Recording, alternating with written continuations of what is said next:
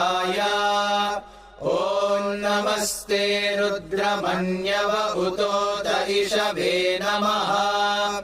नमस्ते अस्तु धन्वने बाहुभ्यामुत ते नमः।